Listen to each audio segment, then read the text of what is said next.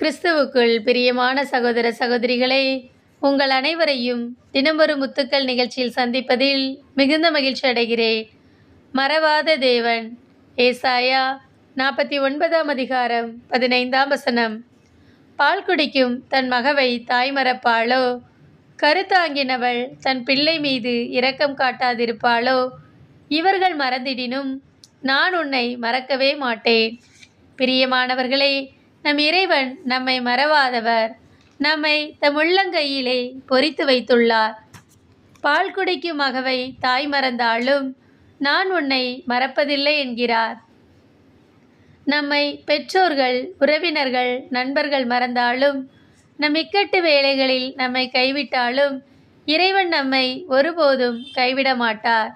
எனவே எல்லோரும் என்னை கைவிட்டு விட்டார்களே, யாருமற்ற நிலையில் தனியாய் உணர்கிறேனே என்று கலங்குகிறீர்களோ?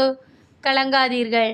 உங்களை உள்ளங்கையிலே பொறித்து வைத்து ஒவ்வொரு நாளும் மறவாமல் பாதுகாத்து வரும் இறைவன் நமக்கிருக்கிறார். அன்று இஸ்ராயேல் ஜனங்கள் எகிப்திலே படும் வேதனையை கண்டு அவர்களை மறவாமல் விடுவித்த தேவன் இன்று நம்மையும் நாம் படும் வேதனைகளையும் மாற்ற காத்து கொண்டிருக்கிறார். எனவே நாம் அவரை நோக்கி பார்க்க வேண்டும். நம் துன்ப வேளைகளில் மனிதர்களை நோக்கி பார்க்காமல், யாரையும் தேடி ஓடாமல், எந்த சூழ்நிலையாய் இருந்தாலும் இறைவனை நோக்கி, அவர் சமூகத்தை நோக்கி பார்க்க வேண்டும். அவர் நம் பிரச்சனையை மாற்றி நமக்கு விடுதலையை தருவார். அவர் திக்கற்றவர்களின் தேவன். திக்கற்ற நிலையில், எல்லா வழிகளும் அடைப்பட்ட நிலையில் இருக்கும் நமக்கு இறைவனே அடைக்கலம். தாய் மறந்தாலும் நம்மை மறவாதவர். தந்தை வெறுத்தாலும் நம்மை வெறுக்காதவர். எல்லா வேளையிலும் நம்மை தாங்கி சுமப்பவர்.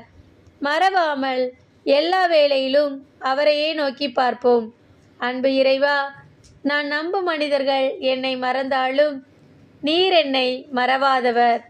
நாங்கள் எப்போதும் எல்லா வேளையிலும் உம் சமூகத்தை மட்டுமே நோக்கி பார்க்க எங்களுக்கு உதவி செய்யும் இறைவா. ஆமென்.